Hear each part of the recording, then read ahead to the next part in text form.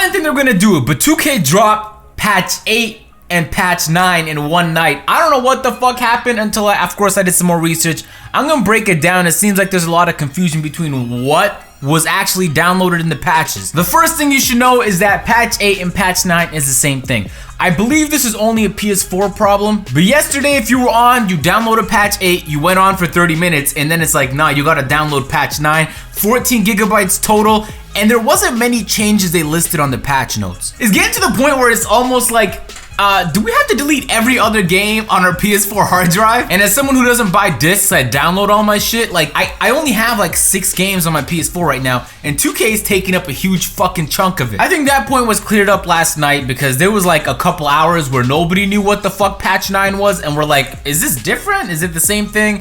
Were we supposed to get it this early? We had no clue, but that's what it was. The next thing is in the patch notes, they said my players are now able to attain a rating of 99. Like, can you be any more vague? As vague as it gets, man. So everyone is wondering, how the fuck do you now get to a 99 overall? So I hopped into my career, I played a game, went into the practices, found out, nope, you can't grind my career to do it. So just like you would to grind to get to a 96, 97, 98, the only way you're gonna get there is through playing Park. So if you're not even a Superstar 1 and you haven't gotten those 2 upgrades yet, don't even worry about it. But if you've been watching my channel for a while, I've already explained, if you take your My Career player and you input him into the creation system, like you create a character and use identical attributes, it'll pump out an attribute that's a lot lower than what 2K gives you in My Career. So for example, if you have a 91 sharpshooter, like I did at the time, and you put him into the creation and you have identical attributes, you mimic everything, and you pump it out, I got an 81 overall. So the actual player you're playing with is likely, if 2K rated it properly and didn't give you a fake fucking overall, in the mid 80s to low 80s depending on where you have his attributes at. So it shouldn't really amaze you that now you can get to 99. It shouldn't really be anything. And on top of that, if you won the Mountain Dew tournament, you're like an overall 103, 104. It doesn't reflect in your overall, but having +5 attribute boost to all your attributes all the time without paying VC is at least overall 104. So you already have a massive fucking advantage and you no longer have to pay VC for it. There were some issues on the Park about camera angles and they sorted that out for the most part, as I wish they did the same thing for the My Court, but for the most part the Park cameras are alright. There are times where I wish you can zoom it out, but there was ways you could have done that in the past. You would have to hop into a My Career game, make the camera adjustments, finish the game, and then hop in. There was a process, but this was already possible before. They're just making it easier to change up your cameras and switch shit up on the Park. Another major one was the Paul George loading screen glitch. They said it was, they attempted to fix it apparently, because this shit has not worked for me. Listen, here's what I think happened. They say they looked to fix it here in this patch, but when I hopped on, patch 8 downloaded, I hopped on and it took 2 to 3 minutes to load up 2K. I'm like, it's not fucking fixed, because it really should take 15 seconds. For those of you who don't know and you don't have to deal with it, basically some people have to stay an absurd amount of time just looking at Paul George before the game actually starts up. The fix previously was you have to clear your reserve space or delete your app and then re-download the whole thing. So here's what I think happened. I think they stopped the Paul George loading screen glitch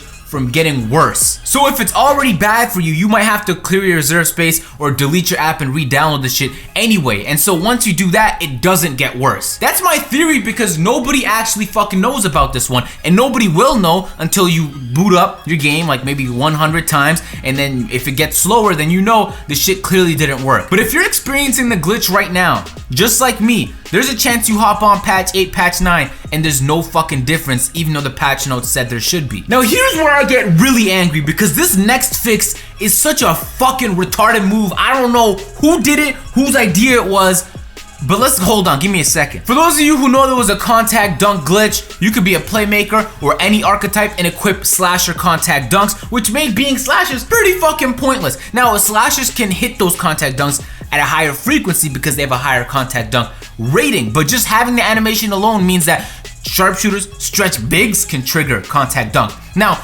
the same went for playmaker animations. You could have been a stretch big and equip playmaker animation, and a lot of people did the glitch. But it's not the fact that people did the glitch. 2K's fix was, if you have your contact dunks or your playmaker animations, from everyone I've talked to, they're saying that they still have their animations equipped right now. So basically, for the people who didn't do the glitch, you're no longer able to do the glitch. But for everybody who's already done the glitch, you still have the benefits. And so if you're making a point forwards, for example, and you max him out, 95 overall, you get all the badges, there's gonna be a player and thousands of players on the park that have an unfair advantage over you that you can do nothing about. So they basically penalize the people who followed the fucking rules. If you don't have the ability to strip everyone from having it, don't touch it at all and allow everybody the opportunity to do the same thing and play on an even playing field. But for them to penalize the people that said, nah, I don't really want to glitch it on the off chance they fucking ban my player or suspend me or delete my player or just fuck up my way in some, just waste my time somehow, then this is all kinds of like, who thought this would be a brilliant idea? I'm curious. The only thing this stops people from doing is the people who have already done the glitch to make new characters and then do the glitch on those new characters. So now, if you don't have a 75 ball control, you can't get the playmaker animations. If you don't have, what is it, like an 80 contact dunk, whatever the fuck it is, you can't get the contact dunks. I think actually you might need a driving dunk for the contact dunk. So whatever it is, you can no longer do the animation glitches, the attribute glitches, all that shit is now gone. They made a small fix where somebody would join into your my court and they like wouldn't show up on the my court list and then you couldn't kick them. I haven't tested this one out myself, but it's something that's annoying and I can't, like, they fucked up some of these, all right? The Paul George loading screen one is clearly not fixed for everybody. So if this shit, I don't even want to fucking find out that this shit is not fixed. It seems like everything in the patch notes, like, it should be fixed, but you're like, now we gotta start testing stuff to make sure it's actually fixed. I've hopped on this patch with my playmaker, my sharpshooter, my post scorer, my slasher, and I haven't found any differences in terms of gameplay. I've talked to other playmakers who are like A1 with the dribble moves. They're saying they haven't found any differences in terms of gameplay because, as you guys know, when these patches hit, they give us patch notes, but sometimes a lot of the times there's stuff they take out, animations they take out, and sometimes they don't say anything about it, so you don't find out until you hop into game and play. But in general, I think most of us were looking for gameplay fixes, right? When you hop on, you download patch 8, patch 9, you're gonna hop in, you're not gonna notice anything different in terms of the gameplay. Everything that was changed is accessory shit. Like, you're like, alright, it's fixed, but when you hop into the game and you're playing on the park, there's nothing mentioned about the servers being fixed. All the animations they took out on offense, that shit is still gone. The game still feels fucking sluggish when you're playing the park in the prime because of all the animations they took out. We talked about the my court camera glitch, that's still not fixed. Even shit that's on the patch notes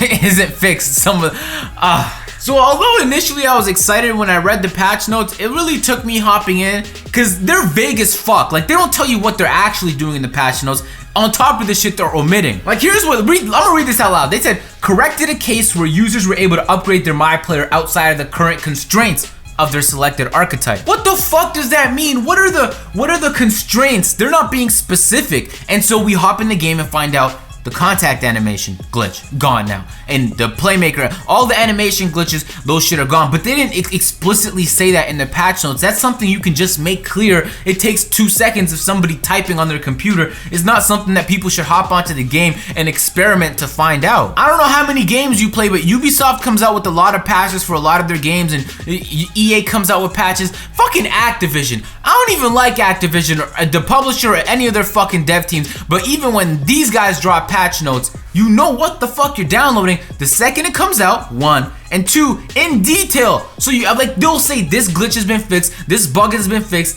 I'm nitpicking at this point, but I'm just frustrated. I feel like they're not attacking the main points, and I just downloaded 14 gigabytes, and we're likely gonna have to wait a long while until another patch comes. You already know they're working on 2K18 right now, and so I want that game to be low-key lit, but I also want 2K17 to be nice. And there's a lot of gameplay stuff that you're probably gonna mention in the comment section, and I have a million filled in my fucking mind that they could have addressed, that they didn't address. I wish I could end this video by saying at least they didn't fuck anything up, but they did. They stopped people from doing the animation glitches, and now there's the absolute advantage some players have over others. And I haven't done the glitch in general, but even if I did the glitch, like when I was the time when I was saying that moving screens should be out the game, even though I benefited probably the most from moving screens as a sharpshooter, is not fucking fair. It's not what this game's supposed to be sim. It's supposed to be fair. So I don't know who the fuck is making these decisions, guys, but I'm gonna leave it on that. I wanted to clear some of the stuff up because I know there was a little bit of confusion because